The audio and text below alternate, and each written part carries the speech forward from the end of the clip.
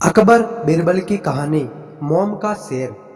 सालों पहले की बात है जब राजा एक दूसरे को पैगाम के साथ ही कुछ पहेलियां भी भेजा करते थे।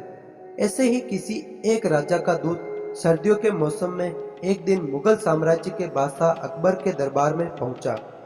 वह अपने साथ पहेली के रूप में पिंजरे में कैद एक नकली शेर लेकर गया। राजा ने पहेली के साथ एक पैगाम भी भेजा था। पैगाम में लिखा था कि क्या मुगल राज्य में कोई ऐसा बुद्धिमान है जो पिंजरे और शेर को छुए बिना शेर को बाहर निकाल सके। अब मुगल सम्राट अकबर सोच में पड़ गए कि आखिर शेर और पिंजरे को हाथ लगाए बिना शेर को कैसे बाहर निकाला जा सकता है। पहेली के साथ भेजे गए पैगाम में यह भी साफ लिखा था कि पिंजरे से शेर को बाहर निकालने के लिए एक व्यक्ति को एक ही बार मौका मिलेगा।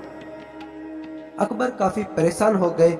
उन्हें लगा कि यह तो बहुत मुश्किल है और अगर शेर को पिंजरे से बाहर नहीं निकाल पाए तो मुगल साम्राज्य की काफी बदनामी भी होगी।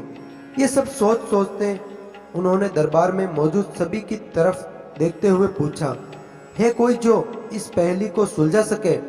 लेकिन हर कोई इस सोच में डूबा था कि आखिर यह संभव कैसे हो सकता है। अकबर के पूछने पर जब किसी ने जवाब नहीं दिया तो उन्हें अपने वजीर बीरबल की याद आने लगी, जो सभा में मौजूद नहीं थे।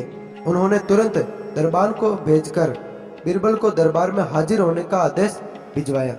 लेकिन अफसोस, बीरबल किसी सरकारी काम से राज्य से बाहर गए हुए थे। रात भर अकबर इसी सोच में डूबे रहे कि आखिर पहेली को कैसे सुलझाया जाए। दूसरे दिन फिर दरबार लगा, लेकिन बीरबल की कुर्सी खाली देखकर अकबर उदास हो गए।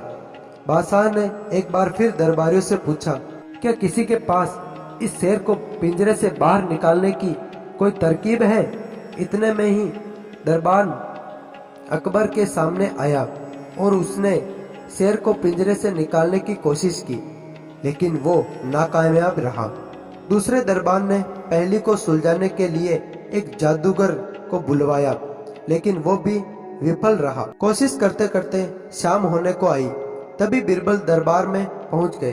अकबर को परेशान देखकर बीरबल ने पूछा, क्या बात है सम्राट, आप इतने परेशान क्यों हैं। बादशाह ने तुरंत शेर से जुड़ी पहेली के बारे में बीरबल को सब कुछ बताया।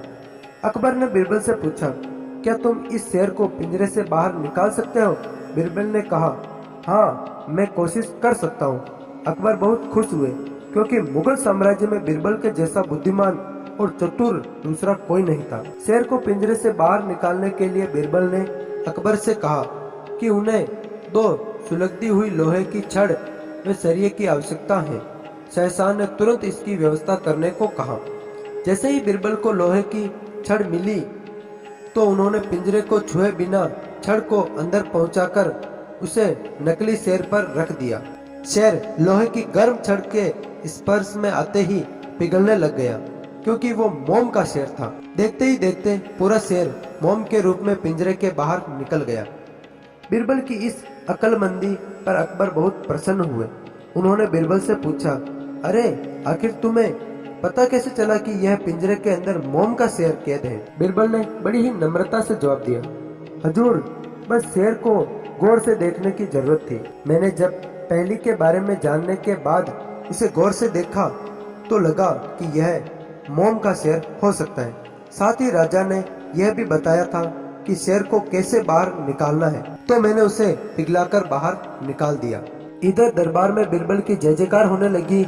उधर पहेली लेकर अकबर के दरबार पहुंच राजदूत अपने राज्य वापस लौट गया और बीरबल के इस कारनामे के बारे में राजा को बताया। कहा जाता है कि उस दिन के बाद से राजा ने ऐसी पहेली भेजना छोड़ दिया था।